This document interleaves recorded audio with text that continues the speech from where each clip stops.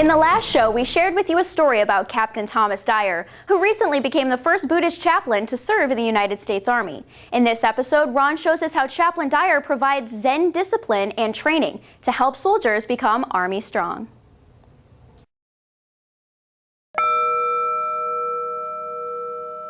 You must have courage, you must have discipline, and you must have right effort if you're going to succeed in any Buddhist practice. There is a phenomena of Buddhism coming into American culture, therefore it's coming into the Army. Captain Thomas Dyer recently became the first Buddhist chaplain to serve in the United States Army. And since he hit the ground running here at Fort Benning, Buddhists from all over posts have come out of the woodwork. What we're seeing is that Buddhism is kind of a hidden people group in the military. They don't know that they can kind of come out of the fog of non-religious preference and be represented and have an authentic Buddhist experience. And the more they find out that this is a reality, they're coming and they're practicing. When I first came in, I was really surprised by how many people came in. I'm really actually glad that they had it here because I've always wanted to go to a Buddhist service.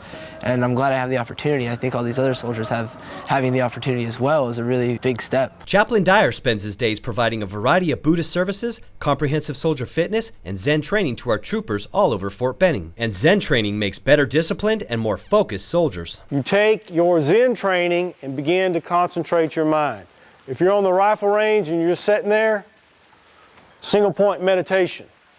If you're in formation and you're just standing there for 15, 20 minutes, single point meditation. Zen training is very effective, and the history of Zen has proven this. Zen training can really make your concentration sharp. Concentration skills are very important and valuable for the training that these soldiers are in. It teaches good concentration, discipline, and focus, which is exactly what you need here in basic training. It's what these drill sergeants are pounding into our heads every single day, and it helps you concentrate and focus in formation, shooting, pretty much anything. And if you can block out all the noise and everything from the drill sergeants and the day-to-day chaos, you can just focus for a second. It really helps you get through the day. You're learning little tricks on how to concentrate, how to pay attention, how to stay awake, how to not fall asleep, stuff like that, and how to treat things better, how to look at things in a different perspective. At the end of each and every day, American soldiers fight and sacrifice so much to protect and preserve our most precious rights and liberties, like the freedom to practice whatever religious or non-religious faith we choose, which is the very essence of what freedom is about. I'd rather fight for something that everyone can have. We fight for not just one God, we fight for the right for everyone to believe in any God they want, any idea they want.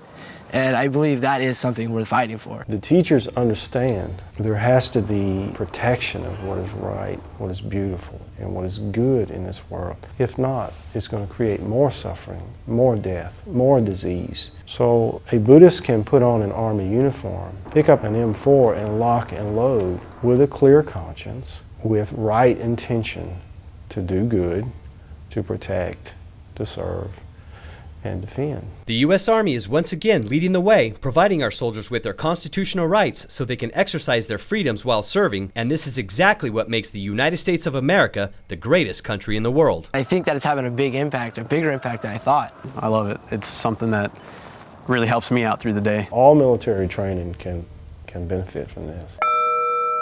Ron Andruss, Fort Benning TV.